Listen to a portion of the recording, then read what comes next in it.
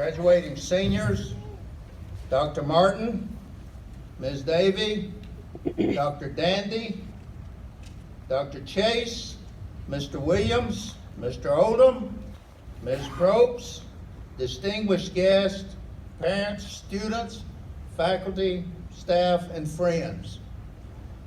When Dr. Martin invited me to be your speaker today, he said, this class wants something light with very little message, and you come highly recommended. 57 years ago this week, Nashville was experiencing record high temperatures. 57 years ago, this auditorium was not air conditioned. 57 years ago today, 14 young men and women sat exactly where you are sitting, seniors, while a long-winded speaker spewed forth great volumes of sage advice to sweating kids who were more interested in getting a breath of fresh air than listen to a lecture on how to live the rest of their lives. Well, today, at least the auditorium is cool. Members of the class of 2019, you haven't gotten to where you are today without the help and support of a lot of people. For each of you seniors sitting here this morning, there are people sitting in the audience whose hearts are about to burst with pride over the milestone that you have achieved. Don't let this day go by without you expressing appreciation to those people who have loved and supported you to get to this place in your life. You see, seniors, you represent a huge investment to these people. I'm not talking about money, although a lot of that may be involved. I'm talking about an investment of love. Seniors, don't you dare let the day go away without you letting them know about that. Also, the faculty and staff of this school have made a tremendous investment in you through their endless hours of training and instruction. I know for me, everything positive that has ever happened in my life has, in one way or the other, been directly related to the Tennessee School for the Blind.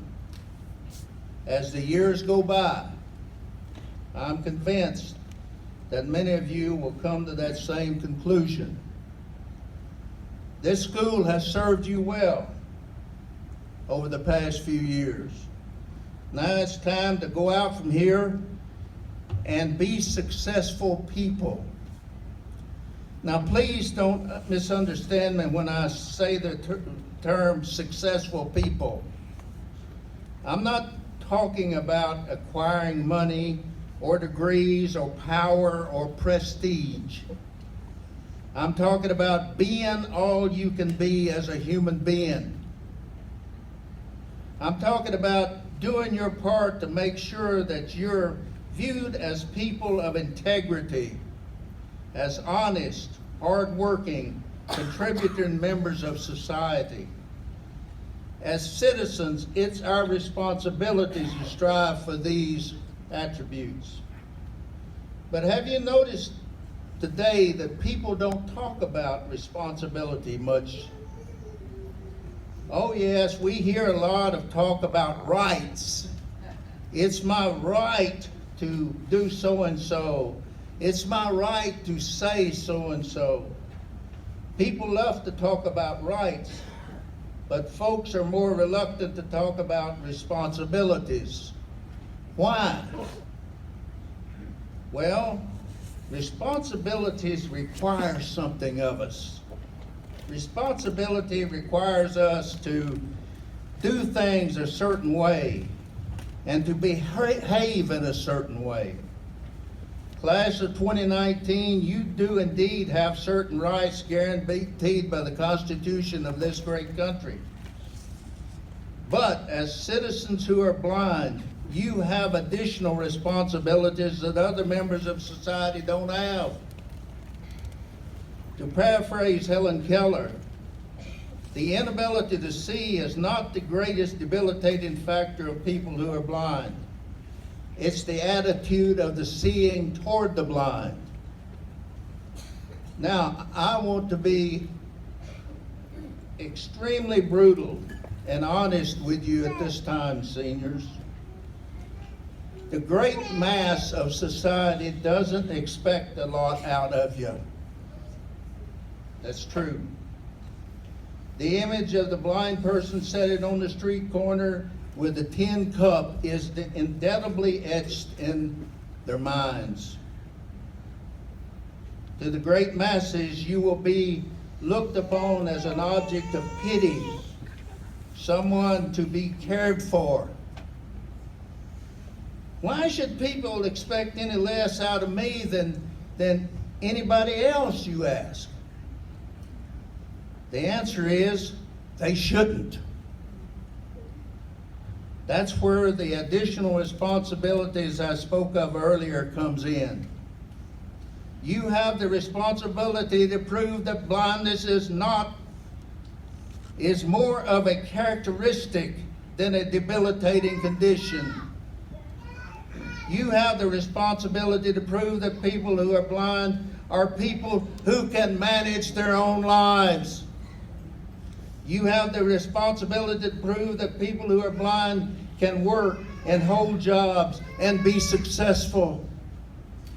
You have the responsibility to prove that people who are blind are not the objects of sympathy or pity, that they are independent and self-reliant, that you are somebody.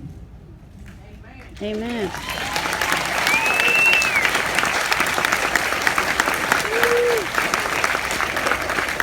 You have the responsibility not only for yourself, but for every other blind person in this country. Man, that's some heavy stuff you laying on us there this morning. No, it's not fair. It's not right. The fact that you have a vision problem should be irrelevant. Notice that I'll use the word should. The sad reality is that you're going to have to prove yourself to society every day, not only for yourself, but for all other people who are blind as well. What is even more difficult is that you're going to have to do it without being cynical, bitter, or hateful. These attributes are self-defeating and only damage the person holding them, and will not advance your cause one whit. Let me ask you a question. What kind of attitude do you have? Is it positive or is it negative? Let me put it another way. When you get up in the morning, do you say, "Good morning, Lord," or "Good Lord, it's morning"? What kind of people do you like to be around? Do you like to be around people who look like they've been weaned on a dill pickle? I don't like to be around those kind of people. I like to be around people that are positive, upbeat, people that can bolster my spirits. Do you know we have the ability to choose the attitude we have? Psychologists tell us that 98% of the way we feel each day is determined by the decisions we make in the morning as we prepare for the day. It's our decision. Do you know that the mind can only hold one thought at a time? That thought can either be positive or negative. We decide which. But our society is so negative today. In a survey conducted a while back, it was discovered that 80% of the people in this country are dissatisfied with their life's work. 1 out of 3 people in this country is in need of serious psychiatric care. Now you look to the person on your right, the person on your left, if they look okay, you're it.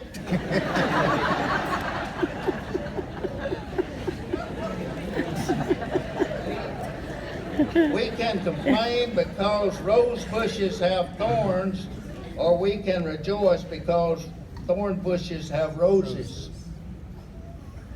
Seniors, if you are leaving here today with the attitude that fate has dealt me a cruel and terrible blow and the world owes me a living because of it, my advice is to you, don't go.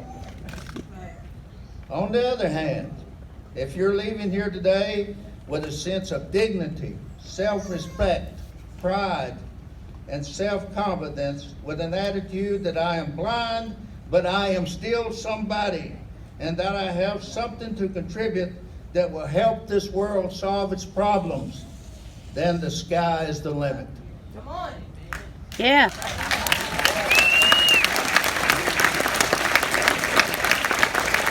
You know, studies have been conducted to determine what characteristics successful people have in common. Those studies reveal that there is only one characteristic that all successful people have in common. It's not wealth. It's not education. It's not even intelligence. It's an absolute sense of determination. Have you ever noticed that while the negative people are sitting around making butt prints in the sands of time, they are invariably run over by somebody who just did what they said couldn't be done? Give you an example. What if J.K. Rowling, a single mother on welfare, had given up when publishers repeatedly rejected her manuscript about the adventures of a group of young wizards? The world may never have heard of Harry Potter or a school called Hogwarts. Right. And J.K. Rowling may not have become the world's best-selling children's author. What if Louis Braille, as a 15-year-old kid, had believed the people who said, "Louis, you will never develop a system of Braille touch reading. You will never do that." This thing about not giving up is important to me. You see, I was born into a dirt-poor family in Hickman County, Tennessee. My mother used to take in washing and we'd keep it. My father had a 5th grade education, and my mother never went to school. She never learned to read or write. Education was not a priority in my family. I had to literally beg my father every year to let me go back to school just one more year. As a result of my persistence and the Tennessee School for the Blind, I was the first person in the history of my family to graduate from high school.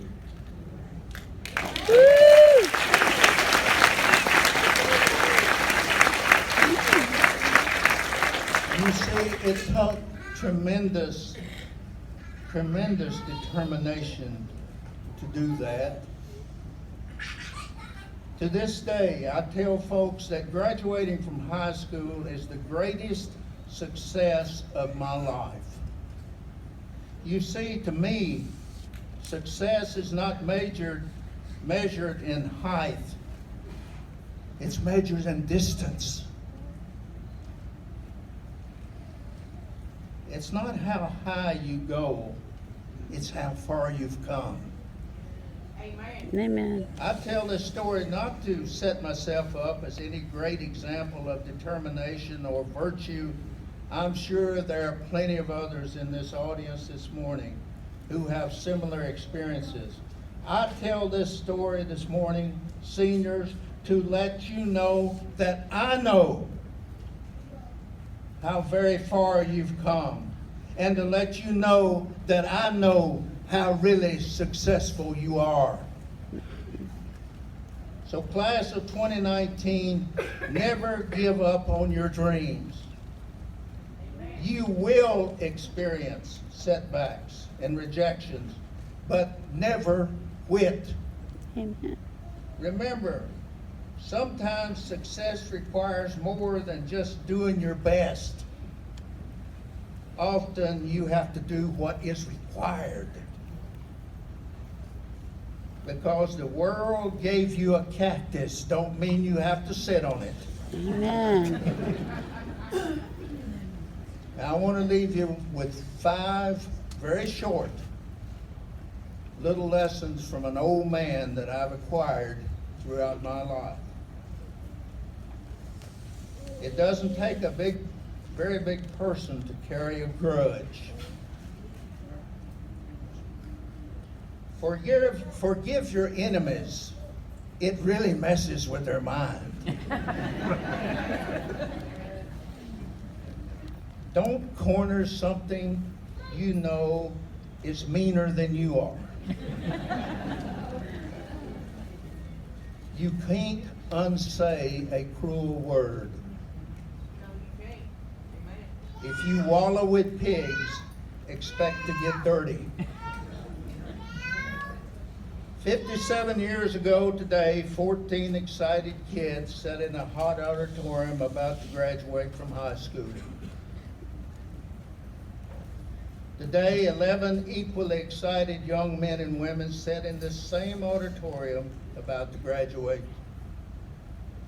Although separated by many years, that Tennessee School for the Blind class of 1962 and this class of 2019 have a lot in common. One of those things we have in common is the love we hold for this school. We know that no matter how far we go or how great we become, we will always owe a tremendous debt to the school that gave us a chance to be somebody. Amen. One step won't take you very far. You've got to keep on walking. One word won't tell folks who you are. You've got to keep on talking. 1 inch won't make you very tall. You've got to keep on growing. One deed won't do it all. You've got to keep on going. Thank you very much for allowing me to be a part of your special day. Amen.